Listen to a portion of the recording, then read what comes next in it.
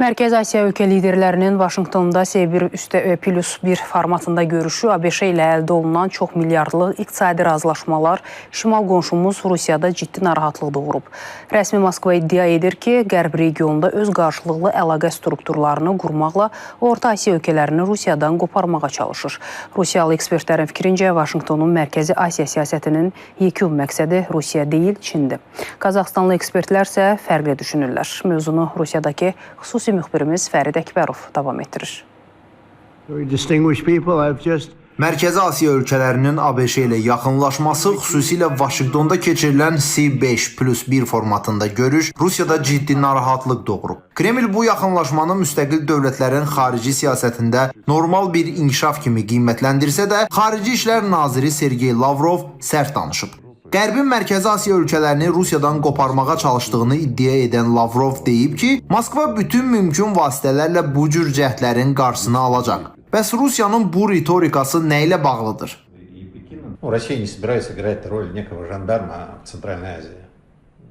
Rusiya Mərkəzi Asiyada hansısa jandarm rolunu oynamağa hazırlaşmır. Biz eyni zamanda istərdik ki, tərəfdaşlarımız qərarlar qəbul edərkən onların nəticələrini ölçüb biçsinlər. ABŞ onları Rusiyaya qarşı sanksiyaları gücləndirməyə məcbur edir. Bu ilk növbədə Mərkəzi Asiya ölkələrinin iqtisadiyyatına ziyan vuracaq. Bu mənada Mərkəzi Asiya ölkələri Çin və Hindistandan nümunə götürməlidirlər. Onlar açıq şəkildə Trampı rədd etmirlər və bununla yanaşı Rusiya ilə neft-qaz ticarətini dayandırmağa da hazırlaşmırlar. Mərkəzi Asiya ölkələrinin başında nəhəng siyasi liderlər dayanır. Bu liderlər üçün hər şeydən öncə milli maraqlar gəlir.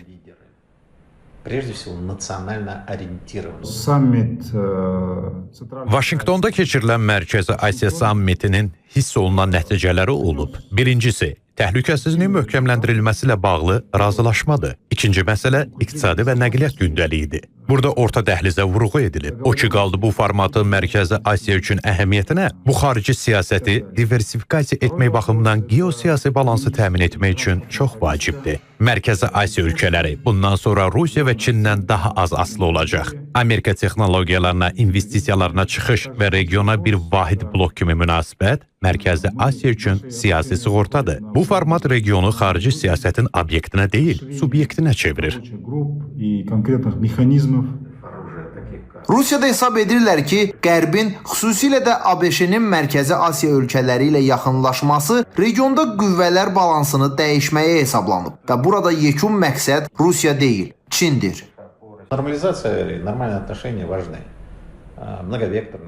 Bütün ölkələrlə normal və çoxvektorlu münasibətlər vacibdir, lakin heç kəs kənardan alqış almaq üçün öz ayağına atəş açmamalıdır. Ona görə də biz çox ümid edirik ki, ABŞ və digər ölkələrin cəhdləri Mərkəzi Asiya regionunda qüvvələr balansının dəyişməyə təsir etməyəcək. Çox ümid edirik ki, Mərkəzi Asiyada xarici hərbi baza peyda olmayacaq. Çünki ABŞ əsas siyasi oyununu hətta Rusiyaya qarşı deyil, Çinə qarşı aparır. Çini dağıtmaq, regionda gərginlik ocaqları yaratmaq Birləşmiş Ştatların əsas vəzifəsidir.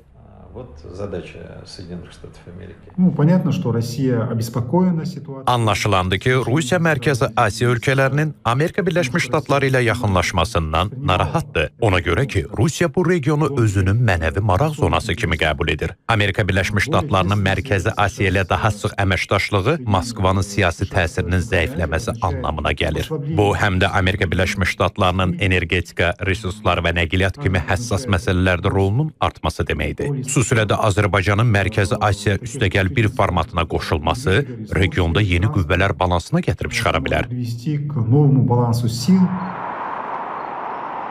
Rusiyalı ekspertlərin fikrincə Moskva Mərkəzi Asiya ölkələrinin Rusiyaya qarşı regionda dayaq nöqtəsinə çevrilməyəcəyinə ümid edir. Amma bütün hallarda yeni geosiyasi vəziyyət Mərkəzi Asiya ölkələrinin maraqları və təhlükəsizliyi əməkdaşlıqda praqmatik yanaşmanın zəruriliyini diktə edir. Rusiyada hesab edirlər ki, Moskva Mərkəzi Asiya Amerika Birləşmiş Ştatları yaxınlaşmasına qarşı cavab addımı atıb. Vaşinqtonda keçirilən C5+1 sammitindən sonra Prezident Vladimir Putin iki tərəfli əlaqələri gücləndirmək və strateji tərəfdaşlığı müzakirə etmək üçün Qazaxıstan prezidenti Kasım-Comart Tokayevi Kremldə qəbul edib. Moskvanın bu addımı regional layihələrə sadiqliyi nümayiş etdirmək və Mərkəzi Asiyada güc boşluğunun qarşısını almaq cəhdi kimi şərh edilə bilər. Fərid Əkbərov, İTV Xəbər, Moskva.